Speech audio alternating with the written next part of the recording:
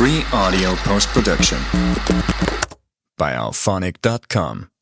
What's up, y'all? So it is Thursday night, so I'm going to try to get back to my Friday routine of dropping an episode. Even though I already dropped one like Sunday or something, I'm just going to try to go back to what I was doing and drop these every Friday. I hope everybody's week has been good.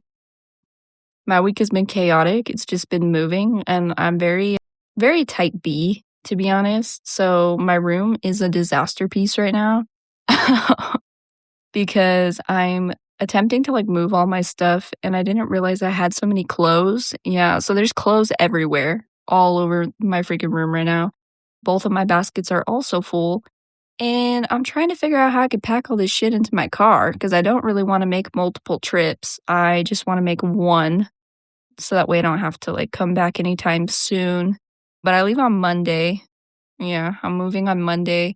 I'm super excited about it, but I'm also super sad, because I've literally lived here for my whole 26 years. I've lived in the same spot in New Mexico. So it's kind of tough to think about leaving it behind just because I build bonds with people, you know what I'm saying? I've been at the same job for 6 years, and I went and turned all my stuff in the other day, and I just felt so much love in that building and so much support. Everybody gave me hugs and wished me luck and said that I was going to do great things with the company later. So we'll see if that actually happens. But everybody was so supportive, and it just felt so nice to get to say bye to as many people as I could anyway. I know I'll come back to visit. Obviously, I'm not moving very far. But just the fact that I won't see these people every day that I've seen every day for the past 6 years is tough. And it kind of makes me wish I didn't get so emotionally attached to people, because I have serious attachment issues. I do. I have serious attachment issues. I have trouble cutting people off. I have trouble cutting people out of my life.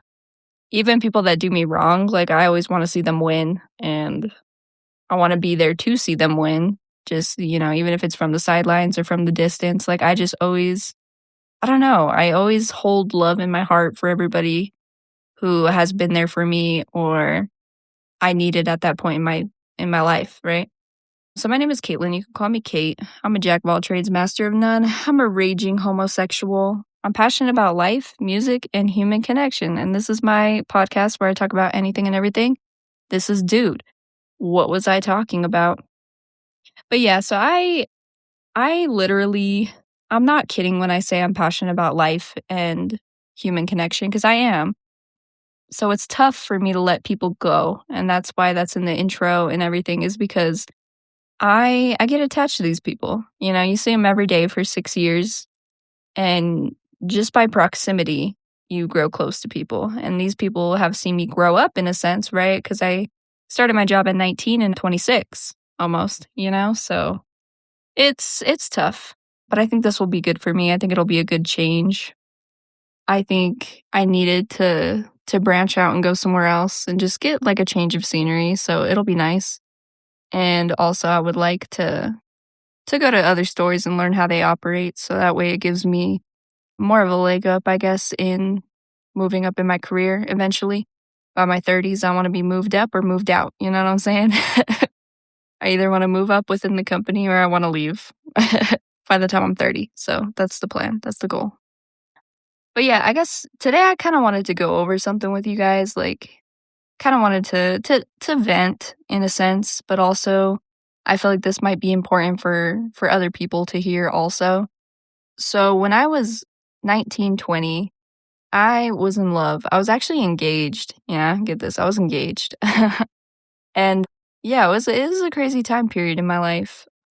Well, that relationship didn't end up working out for reasons that I'm not willing to disclose on a podcast, just because I have no hate in my heart for her. I really, really, truly don't. I don't talk to her anymore. We didn't break up on the greatest of terms, but I still love her from afar, from the sidelines, from the distance type shit. I still care about her and I still want to see her win. So I'm not going to go into anything related to the breakup, but I'm just going to kind of tell you guys what happened after. So me and this girl had been together for 4 or 5 years, right? We break up. And after that, I crashed out a little bit, not gonna lie. Not going to lie to you guys. I had the roughest couple of years after that. I'm not talking months, I'm not talking weeks, I'm talking years, right? Because I feel like that was the one person in my life at the time that I had really fallen in love with, you know? I had girlfriends prior, but those were, like little flings. They were little high school romance. Like, it just wasn't the same, right? This was the first person that I ever felt like I could spend my whole life with this person, right? And so when that fell apart, I lost myself in a way. And I won't blame her because when we were together, I lost myself within the relationship because I put all my emphasis on her, I guess. I used to be more of like, I guess you could say an anxious attacher. I used to get anxiously attached. And I was clingy. I was horribly clingy. She lived with me and everything, and I just like didn't like the idea of her hanging out with people that weren't me. And it sounds stupid to me now that I'm older and wiser and my frontal lobe is developed, LOL. But at the time, right, I just didn't want her hanging out with other people. And I didn't realize that that could come across like in a controlling way, right? I didn't realize that that could come across icky at the time, but it did. When I self-reflected and I looked back on it, I was a pretty good partner, but that was the one area where I was like, damn, what the fuck, Caitlin? Like, of course. Of course that relationship wasn't going to work out. You were smothering her, you weren't giving her space. You weren't giving her time by herself. We literally shared a room. So, like, there was no getting away from each other. And it made me get super attached. And it made me get so attached to the point where it was toxic, like toxically attached. And I was just an anxious person. I just didn't want her. I don't know. I don't even know what I was afraid of, truly. I just didn't like the idea of her hanging out with people outside of me. So, in turn, I kind of lost myself towards the middle of our relationship. Like, I stopped doing the things that I love to do also because I just wanted her to do everything with me. But some of my hobbies and stuff, they're solo hobbies. They're for me, And I realized that I was kind of losing myself within the relationship. And it was completely on me. That was my fault, 100%. And so I got kind of to this point where when we broke up, right, I didn't know how to function without her anymore. Like, I didn't realize that I was a whole person. I thought half of me was her, yeah, in a sense. So when we broke up, I didn't know what to do with myself, truly. Like, I had no idea.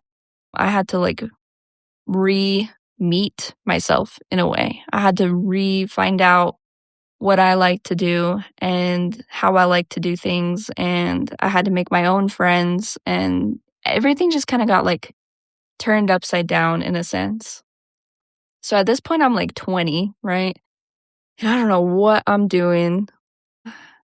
And it got to the point where I was like, man, I got to lock in and figure this out. And I was doing it in the wrong ways. Tell you what, I was using alcohol to suppress my feelings instead of feeling them. I would just turn on some 21 Savage and just drink by myself. And I thought that that was healthy. Yeah. I thought that was like a healthy coping mechanism, but I found out that definitely was not later. And I kind of suppressed it. I suppressed it for a couple years. I'm not talking months, I'm talking years. There were a few years where I was just crashing out. And I was going to the clubs every weekend when I hit 21, and I was just partying and making bad decisions, not being who I am, kind of. Like, I lost myself completely. I lost who Kate was. I didn't even like who I was becoming. I was almost becoming the people that I talk shit about? And I noticed it within myself. I was self-aware enough to notice it, but not self-aware enough to know how to fix it, right? So I'm crashing out, I'm partying, I'm drinking, I'm just going out, not a care in the world in my head, even though there were so many cares, and that's why I was going out and crashing out, you know? But I was super upset, and I was also just super upset with myself for becoming that person, for becoming the person that I never wanted to be, you know? I lost all of my money. Yeah, by the time I was 20, I had, like, over 10K. By the time I was 21, I had, like, maybe $300 left, you know? And then by the time I was 22, it was gone. Everything was gone. Every single penny that I had saved up, everything was just gone, dude, just all of it. My self-esteem along with it, like, everything was gone. And my self-esteem was shot because I was also just making horrible decisions. I was kinda chasing lust, to be honest. I was chasing, like, physical connection rather than, like, emotional and mental connections. I was just chasing girls to make me feel attractive again, I guess, to make me feel wanted, to make me feel needed, even if it was just for a night, a week, a month, right? It was horrible. It was terrible. I really wouldn't wish that on my, like, worst enemy, dude. I straight up wouldn't wish that feeling on anybody, but I was just so lost without her, and that was the scariest part. So when I started actually feeling my feelings and working through it, I was, like, 22, and this had to have been, like, 2 years later. And I started finally being like, "Okay, I think it's okay that I feel my emotions and I face them for the first time." Like, I think I need to. I think I need to heal, right? And so by 22, I started just really self-reflecting and being like, "Okay, let's feel these feelings. I'm freaking sad, right? I am horrifically depressed." Like, I I was also so concerned that someone could make you feel that way, you know? Like, just by not being there anymore and the fact that they could just change your whole life upside down like that was terrifying to me, terrifying. So then I went sort of the opposite way, right? When I started doing, like, self-reflection stuff or whatever, I started realizing that the way that people have a hold on you and the way that people have a hold on your emotions is terrifying. Terrifying, dude. So I decided after that, right? I decided, you know what? I don't ever want anyone to have that power over me. So instead of being an anxious attacher, I actually became avoidant. So by 22, and I would say 23, I was an avoidant freaking mess. I was awful. And like I said, from 2020 to 2022, I was just the worst person, truly. Like, and I feel so bad because I ended up bleeding, you know, there's that saying that's like, don't bleed on who didn't cut you, right? And I ended up bleeding on a lot of women that did not do anything to me. Like, I was taking out all my emotions on women that literally were so sweet to me, and I see it now, and I feel like a terrible, terrible human at this point, and I've been trying to correct my wrongs, like, for years, right? Because I was like, "Dang, those girls were so good to me." And I treated them terribly because I was projecting, and I regret it. I regret it a lot. I regret, like, the first couple years of my early 20s because they were just awful. I was a terrible person. I wouldn't have dated me, I wouldn't have looked at me, and I wouldn't have talked to me, right? Because I lost myself. I lost who I lost who Kate is, I lost who I am to the core. I lost my morals, and I lost my values as a person. And this is really personal, so I apologize. You guys can skip this episode, of course, if you want, but like I said, I just had to vent this out because this is some shit that I didn't talk about until now. Like, literally until now. Like, I knew about it. My closest friends knew about it, but this is the first time that I'm, like, putting it out there and being like, I was not a good person, and I'm so sorry to anybody who had to witness that, and for anybody that I hurt along the way, because I did. I definitely hurt feelings. I definitely took out my emotions on the wrong people. Instead of just dealing with them and feeling them and accepting them and healing from them, I ran from them, compressed or repressed them and then took them out on the nicest people on the planet. And I feel terrible about it. And I hope they all find happiness and peace. And I hope that they don't talk to their therapist about me too much, because it was just such a bad time in my life. And it's not an excuse. It's never an excuse, because I should not have hurt them like that. You know, they were good people. So I started realizing by the time I was like 22, I was like, I need to focus solely on myself. Like, I need to stop dragging people through the mud. I need to stop these like little situationship things that I'm starting and ending really quick. And I got to stop running from myself. And I've got to stop running from my feelings and my emotions. And so I took 22 to 23 to literally just freaking heal, man. I felt my emotions. I cried about it for the first time, like, you know, like openly cried about it and let myself feel it. And by the time I was 23, I was like, okay, I think I'm ready to date again. Like, I think I'm ready to put myself out there, and intentionally this time, seriously, because from 20 to 22, I was just wilding out and just doing whatever and dragging people through the mud and hurting people essentially. And it was horrible. So by the time I was 23, I was like, I need to lock in, right? I need to date with intention, and I need to be a better person. Damn it. Like, I need to be who I used to be. I need to be that person that I was in the beginning. The one that got that relationship in the first place. I need to be that girl, right? And it took me 3 years to kind of figure that out. And even when I did start dating at 23, I wasn't like the best partner. I really wasn't. I wasn't super great, but I was definitely way better. I was softer, I was gentler, I was more patient. And I did a lot of self-reflection throughout that relationship too. So when I got into my next relationship in 2023, because from 2020 to 2023, I stayed single, I was just, you know, messing up. I wasn't seriously dating anybody because I didn't have the emotional availability and the emotional capacity to do so. But by 2023, I was like, I think I can. But I realized that I was avoidant as fuck. Now, I was like, great. Now I'm avoidant. Now I can't tell this girl anything about me. Now I went too far the other way. So I used to be anxious, and now I am avoidant. Great. That's great. That's wonderful.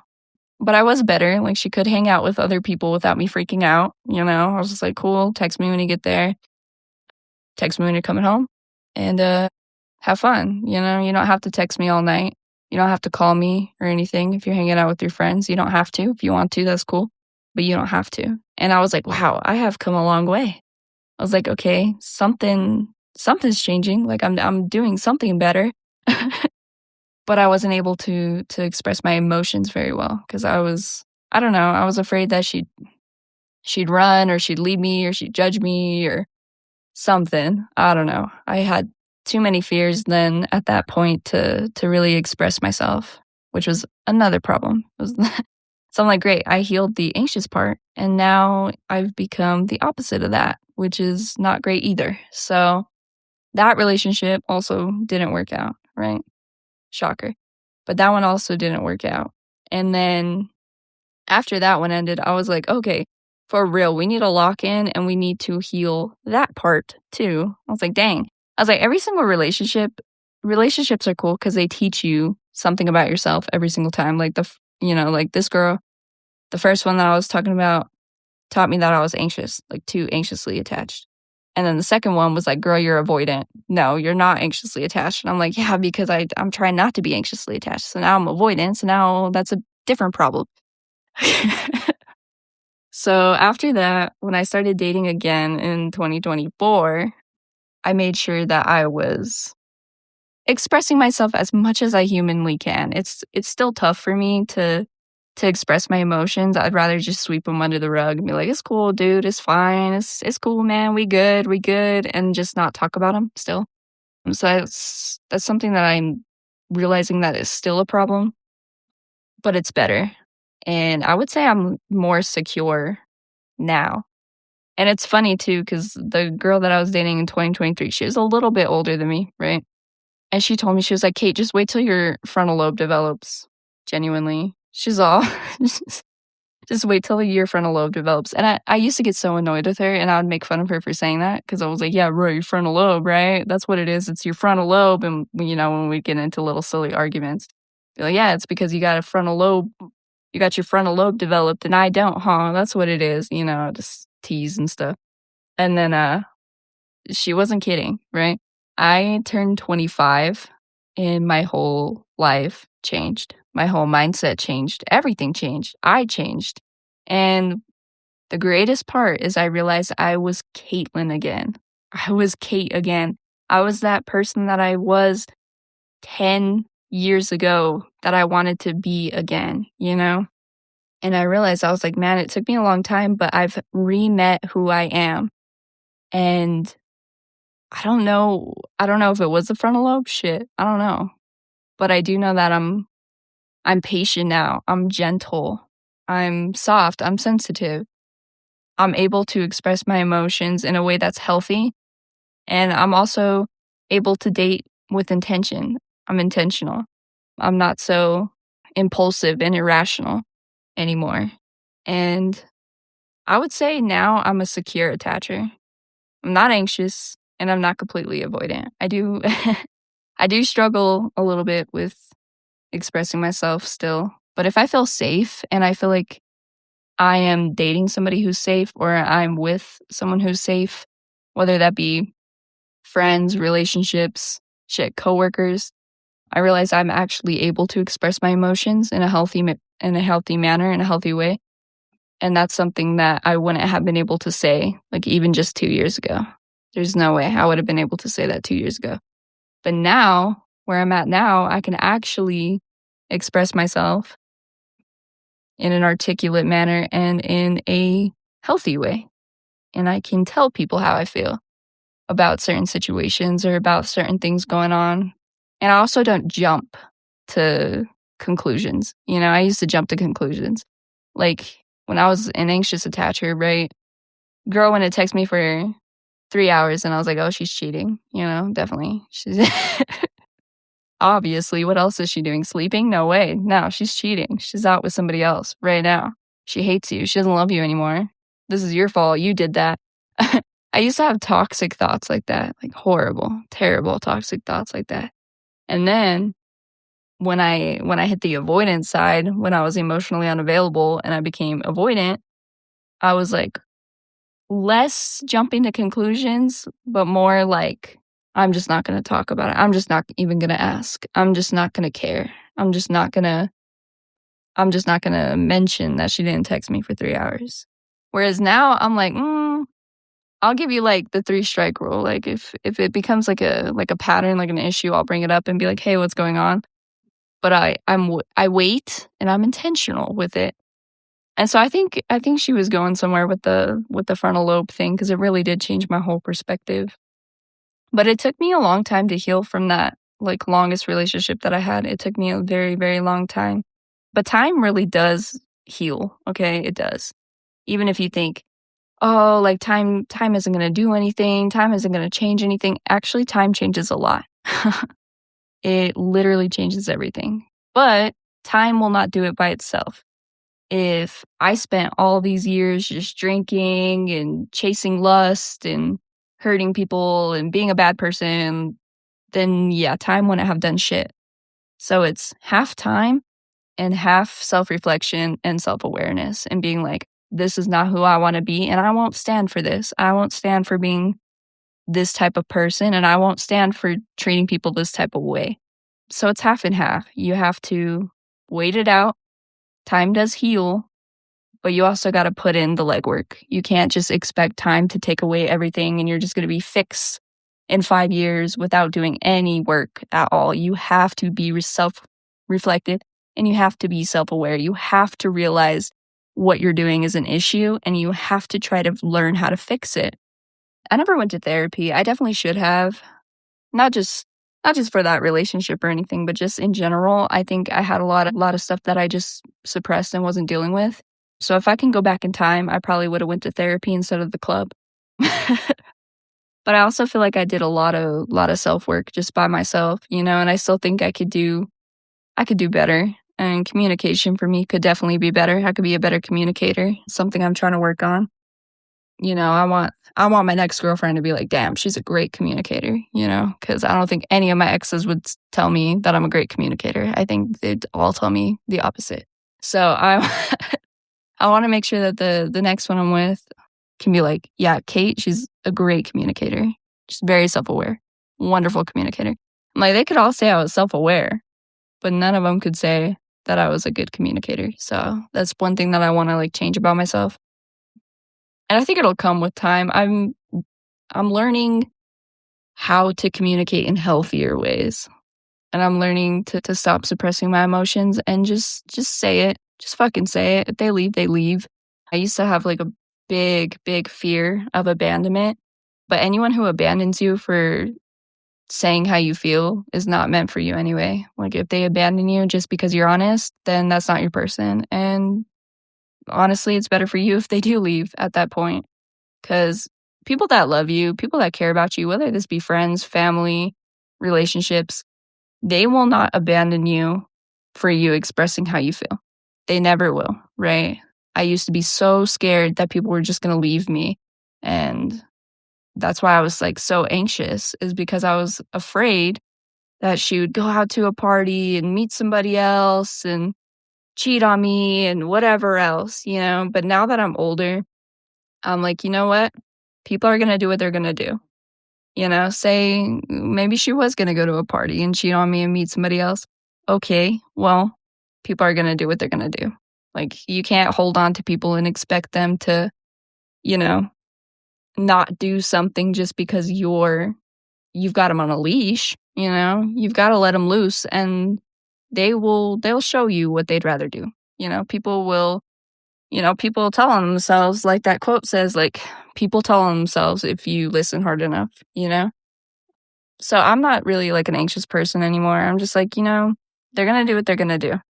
If they leave me, they leave me. It is what it is, And it's not it is what it is in a nonchalant way. Like, I don't give a fuck, because I care. I do. But you can't change how someone feels, and you can't force anyone to stay, and you can't force anyone to be the person that you want them to be, and you can't fall in love with potential. So if they're showing that they're that type of person, that they're going to go out and they're going to cheat on you and they're going to find somebody else, then it's better for you that you find that out anyway, right? So let them do what they're doing, and then you'll see what they'd rather do, right? And most of the time they are just hanging out with their freaking friends, man. Like, you can't be like that. You got to be able to let your partner be themselves. Otherwise, you're going to end up how I was, and you're going to end up codependent. And that's like one of the things that I'm scared of the most, is codependency. I want you to have your own friends. I want you to have your own life. I want to have my own friends. I want to have my own life. And then I want us to merge our friends and our lives together sometimes. If that makes sense. But I want you to feel comfortable hanging out with your homies by yourself, and I want to feel comfortable going out with my homies by myself without having to have each other 24/7. Like, I'm so scared of being codependent. I want to be able to, if my girlfriend's like, oh, I don't want to go to this show. Okay, cool. Well, I'm going to go. So if you don't want to go, that's cool, but I'm still going. I don't want like a relationship like, oh, she doesn't want to go, so I'm just not going to go.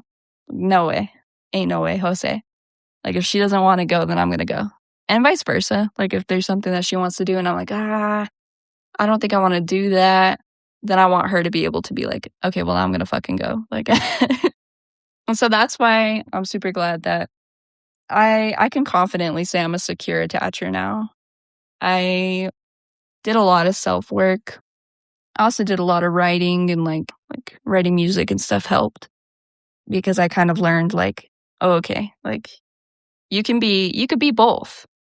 You can literally be both. You can be caring and loving, and you can also be like able to, or you can also be able to like take a step back and be like, okay, this is fine, So I'm not saying be nonchalant, but I'm saying don't give so much of a fuck, Like, let people do what they're doing, and you'll find out what they'd rather do. Like that quote says, like, just let them, dude. I've always loved that quote too. Let them do whatever they're doing. And honestly, I'm super glad that I got to like re-meet myself because this is who I used to be, right? Before everything get all messed up in my mental health and my brain and stuff. I used to be that person that was like, cool, you do you, I do me, and then we come together and we hang out and we bring our friends and blah, blah, blah. And then I lost that part of me. I lost that so hard because I just became codependent and anxious and terrified of losing that person. And tell you what, man, I lost her and my life has gone on, I guess what I'm trying to say. Like, I didn't need her. I was a whole person. I didn't need her to fill my cup. My cup was already full, but I thought I needed her to fill my cup. So at the time when we broke up, it felt unbearable. Like, how am I going to go on? Forgetting that I went on for X amount of years without her. And so after we broke up, I was like, oh, I can still go on without her. That's crazy. Wow, who would have thunk? Who would have thunk it, bro? You could still go on without that person. You don't need that person there to fill your cup because your cup is already full. You're already a full person. The only person you're stuck with in life is yourself. I'll always say that. And that's the person that you should be nurturing the most. It should go you, your partner, and then your kids. That's how I feel, you know? Well, you know what? Never mind. I guess I would go, if I had kids, I guess I would go me, my kids, my partner. I would put my kids above my partner, even though the Bible doesn't say that. The Bible says the opposite. But no, I think it would be me, my kids, and then my partner if I had kids, you know what I'm saying? But no, you're a full person. And don't ever fucking forget that. Don't ever forget that you're a full person. If somebody leaves, that's O-fucking-K, all right? Let them leave. Let them. Let them do whatever they want to do. Don't chase. Don't beg. You're the tequila. You're not the lime. And don't be so hard on yourself. And also don't be so hard on your partners either. Because they're doing their best, right? They're doing their best to make you happy. Hopefully, if they're a good partner. They're doing their best to make you happy. So try not to make their life harder. And try not to make your life harder either in the process. If that makes sense. I don't know if any of this is making sense. I really had to vent that shit out. Like I had to admit out loud that I was not a great person and that I wasn't who I wanted to be. But I also wanted to like low-key brag and be like, yeah, but now I'm pretty freaking awesome. Like I'm not the best, of course. There's always room for improvement. But I'm definitely way better than I used to be. And life to me is me versus me. It's not me versus this guy or me versus this chick or me versus anybody else. It's Kate versus Kate, really. Like I go hand for hand with myself, you know? I spar out with myself because I am my only competition in life. And so if I'm beating the past version of myself, I'm satisfied. And I feel like I have definitely came a long way and I'm definitely beating the past versions of myself. I'm the same Caitlin. I've just learned how to coexist with humans and society and relationships more. So with that being said, before I go off on any more tangents, I think we're going to leave it here. Thank you guys so much for listening. I'm going to try to do this every Friday like normal. I move on Monday, so we'll see how that goes. But I appreciate all the love and support, and I hope you guys had a great week. I hope you have a great week this week, and I hope you have a great weekend. And thank you for listening. And dude, what was I talking about? Free audio post-production by alphonic.com.